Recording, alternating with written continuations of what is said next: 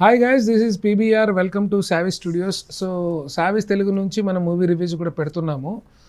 Thanks for supporting us and possible please subscribe on this channel.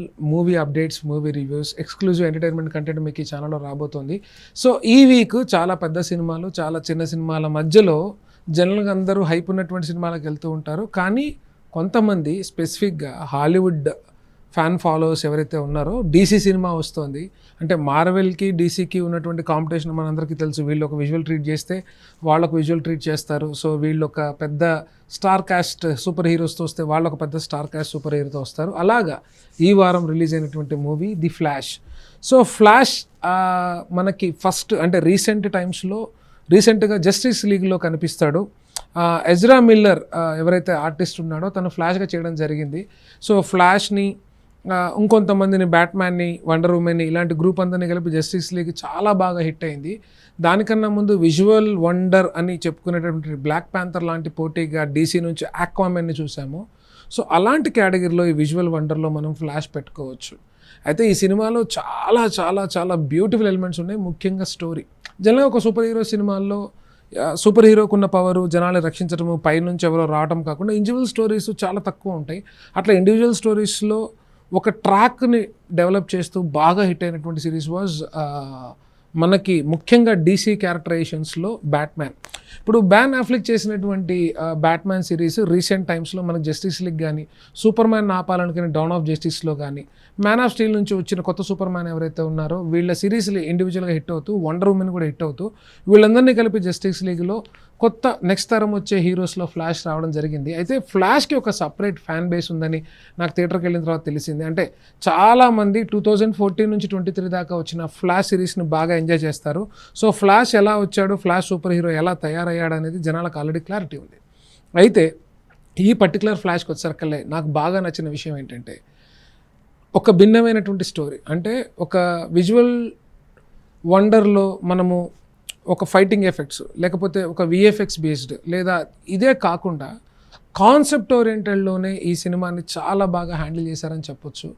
మనకి కొన్ని trials specially Hollywood సినిమాల్లో మీరు మార్వెల్లో చూస్తే స్పైడర్ మ్యాన్ ఇండివిజువల్గా ఉన్నటువంటింత సిరీస్ మీకు డాక్టర్ స్ట్రేంజ్ది వర్కౌట్ కాదు. ఎందుకంటే మల్టీవర్స్ కాన్సెప్ట్ని ఆల్రెడీ వేరే చోట్ల చూపించి డాక్టర్ స్ట్రేంజ్ మల్టీవర్స్ విడిగా తీసినప్పుడు ఆ ఇంపాక్ట్ ఆర్డర్ అనేవాడు కథను ఎంజాయ్ చేయలేడు. కానీ ఒక ఫ్లాష్ నుంచి మల్టీవర్స్ ఓపెన్ చేయడము, డీసీలో వాళ్ళకు ఒక థియరీని చేసి మల్టీవర్స్ అంటే మనకి ఇంతకుముందు చూసినటువంటి ఎండ్ గేమ్, దీంట్లో ఒక లోకీలో ఇట్లాంటి ప్యారలల్ యూనివర్స్ కాన్సెప్ట్ ఒక ఫ్లాష్ ద్వారా వచ్చినప్పుడు డీసీ వాడి ప్యారలల్ వాజ్ అమేజింగ్గా ఉంది. ముఖ్యంగా స్టోరీ ప్లాట్ అదే.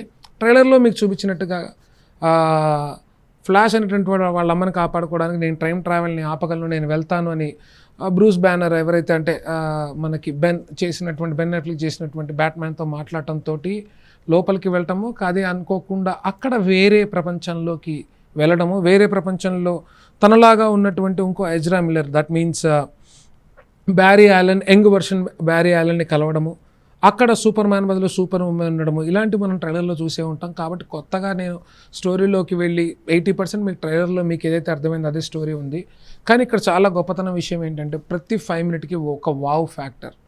అవెంజర్స్ ఎండ్ గేమ్ చూసేటప్పుడు మనకు సూపర్ హీరోస్, ఒక థానోస్, ఒక బ్లాక్ ప్యాంథర్, ఆర్ ఒక కెప్టెన్ అమెరికా, ఒక ఐరన్ మ్యాన్, ఇలా ఒక హల్క్, ఎలా అయితే అరుపులు థియేటర్లో వినిపిస్తాయో ప్రతి 5 మినిట్కి వండర్ ఉమెన్ వచ్చినప్పుడు, బ్యాట్మ్యాన్ వచ్చినప్పుడు, సూపర్ మ్యాన్ గ్లిమ్స్ ఇచ్చినప్పుడు, ఇంకా పచ్చిగా చెప్పాలి అంటే మీకు మైకెల్ కెంటన్ చేసినటువంటి ఇంకొక యూనివర్స్లో ఇంకొక బ్యాట్మ్యాన్ ఉంటాడు.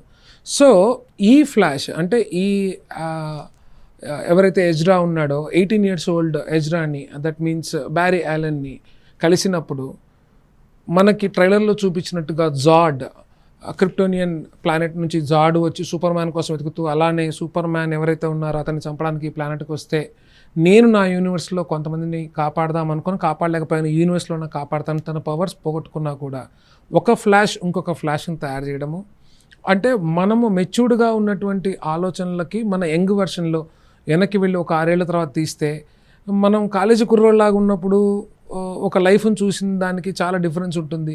సో మెచ్యూర్డ్గా మాట్లాడుతున్నటువంటి ఈ బేరీ యాలన్ వచ్చేసేసి ఒక యంగ్ కాలేజ్ కుర్రోని ట్రైన్ చేసే విధానం ఏదైతే ఉందో that was really super comedy punches. Second thing visual effects, అంటే సూపర్ మ్యాన్ చేస్తే మనకు ఒక స్టంట్స్, బ్యాట్మ్యాన్ చేస్తే ఒక స్టంట్స్ ఎలా ఉంటాయో ఈ యూనివర్స్లో కూడా ఆ స్టంట్స్ చేయడం బాగుంటుంది. స్టోరీ ప్లాట్లోకి వచ్చేసరికి వీడు టైం ట్రావెల్ వెళ్దామనుకున్న ప్రతిసారి ఇంకొక నెగిటివ్ డార్క్ ఎవరైతే ఉన్నారో అతను ఒక విలన్ మనకు అడ్డం పడుతూ ఉంటాడు. సో ఎవరు ఆ విలన్, ఎందుకు ఫ్లాష్కి అడ్డం పడుతున్నారు అనేటటువంటిది రియల్లీ అమేజింగ్ న్యూ ప్లాట్ ఇందులో. కాకపోతే కొత్త యూనివర్స్ని కూడా కాపాడలేకపోతాడు ఈ ఫ్లాష్. అక్కడ కూడా బ్యాట్మ్యాన్ చనిపోతాడు, సూపర్ గర్ల్ ఎవరైతే సూపర్ ఉమెన్ అనుకుంటామో వాళ్ళు కూడా చచ్చిపోతే నేను ఎవరినైతే కాపాడవచ్చానో, నేను ప్యారలల్ యూనివర్స్ తయారు చేసి ఈ లోకాన్ని కూడా కాపాడలేకపోయాను అనేటువంటి మన ఫ్లాష్ ఎవరైతే ఉన్నారో పాత యంగ్ ఫ్లాష్ని ఇద్దరు కలిసి పోరాడింది ఏమైంది అనేది క్లైమాక్స్ మూవీ.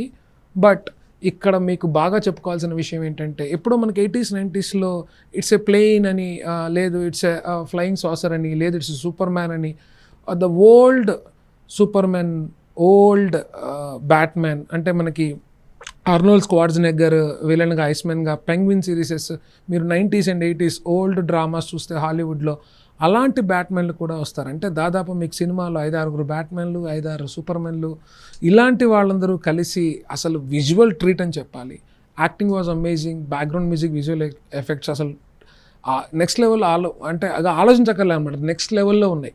అంటే మనకిప్పుడు జస్టిస్ లీగ్లో ఇండివిజువల్గా 2.5 hours కట్ ఉన్నది వేరు, జాక్ సిండర్స్ 4 hours కట్. మీకు ఎంత ఇది కదా క్యారెక్టరేషన్ అంటే, ఇది కదా ఎక్స్ప్లెనేషన్ అంటే ఎలా ఉంటుందో అలాంటి గూస్మ మూవీస్ ఉన్నాయి. సో తెలుగు సినిమాలు బోర్ కొట్టి లేకపోతే పలానా సినిమాని ఎక్స్పెక్ట్ చేసి బోర్ కొట్టిన వాళ్ళకి flash is a definitely visual treater.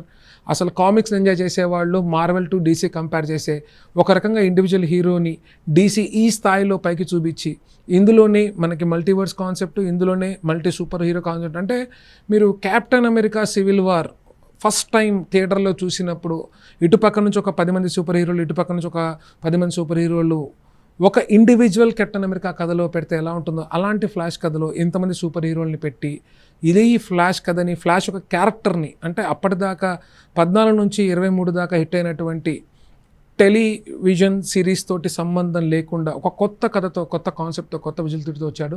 Definitely worth to watch. ఎవరో రాసిన పుస్తకానికి ముందు మాట మనకు చెప్పకుండా రాయడం నాకు పర్సనల్గా ఇష్టం ఉండదు కాబట్టి నేను రేటింగుల జోలికి వెళ్ళను.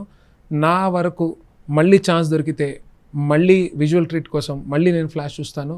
So keep watching us, keep supporting us. Thank you so much. This is PBR from Savvy Studios.